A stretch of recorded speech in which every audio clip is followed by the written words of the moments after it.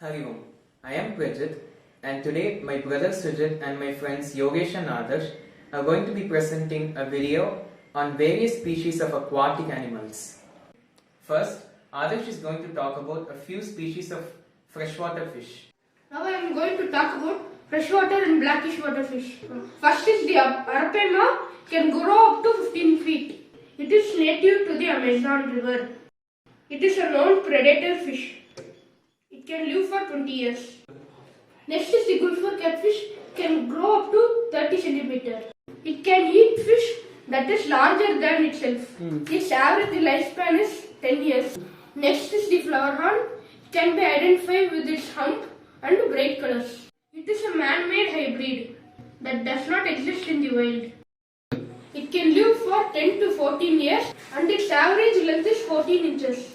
Now, Yogesh, Sujit and myself are going to talk about the animals living in the three zones of the ocean. The ocean is divided into three zones based on depth.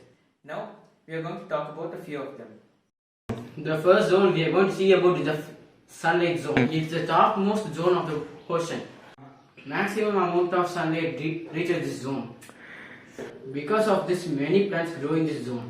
This zone is also home to coral reefs. These are made by small organisms called polyps.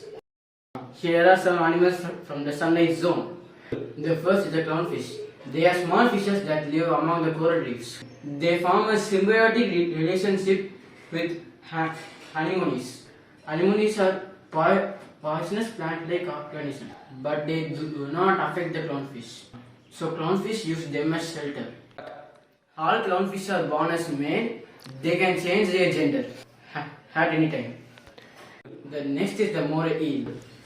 They are species of eels and they grow up to 2 meters. They are found in holes with their head looking up. They eat anything that fits into their mouth. They lay around 10,000 eggs at a time. Have you ever seen a fish that can fly? The flying fish can fly up to 200 meters if it senses danger. It spins its tail like a motor and jumps out of the water and uses its wing-like fins to glide across the water. The next is the sea otter. They are related to mongooses. They are the mammals that spend most of the time in water. They can even hold their breath up to 5 minutes in water. Sea otters also have the densest fur of any animal. So even though they spend more than 80% of their life in water, none of the water goes through their hair to touch the skin. Like this, the sunlight zone is home to many sea creatures like seabirds, sea snakes, sharks, turtles and aquatic mammals. Now let's move on to the next zone. Next is the twilight zone. Only little bit of sunlight reaches this zone. So the animals living here have certain adaptations. First is the barrel-eye fish. It has a transparent head and cylindrical eyes. Its eyes mostly point upwards. This helps it to spot food above. Next is the hatchet fish. It can be identified by its large spherical eye. It eats small fish and crustaceans. It can also lightly glow in the dark. Next is the goblin shark. It is a deep sea shark. It is an ambush predator. It attacks by surprise. Its jaws can shoot out of its mouth when it hunts for food. Finally, it is the cuttlefish. It is related to the octopus and squid. It can change its color to blend into the environment.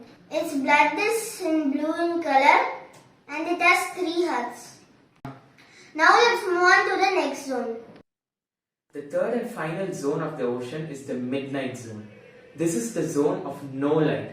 Absolutely no sunlight reaches this zone from the top. Because of this, the animals living here have to have crazy adaptations to survive. One of the main features, which is quite common among many of the animals living here, is bioluminescence. One question that some people can have is, what is the main source of energy in the midnight zone? In the top zones, sunlight is the main source of energy. But in the midnight zones, there are something called hydrothermal vents, which is basically hot geothermal energy bubbling out of vents deep in the ocean. This energy is absorbed by little vent shrimp, which collect in huge masses around these vents. And other animals eat these vent shrimp and hence the energy is passed on. One animal that lives in the midnight zone is the Yeti crab. The Yeti crab is a white crab which has two long arms which are extremely hairy.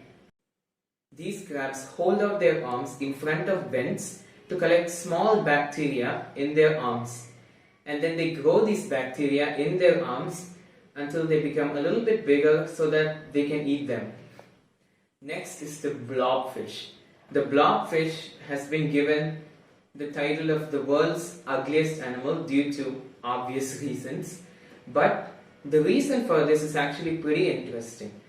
The blobfish has a lot of water and fat stored under its skin, and when it is in its natural habitat in the midnight zone, all of the water pressure push it inwards, and the blobfish actually appears as a normal fish in the midnight zone.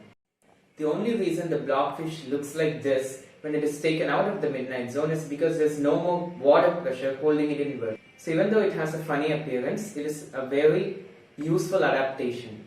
So that is the end of our presentation. We hope you liked it. Even though scientists have discovered nearly 1 million species of animals in the ocean, still 80% of the ocean is unexplored. So keep learning about the marine world. Thank you.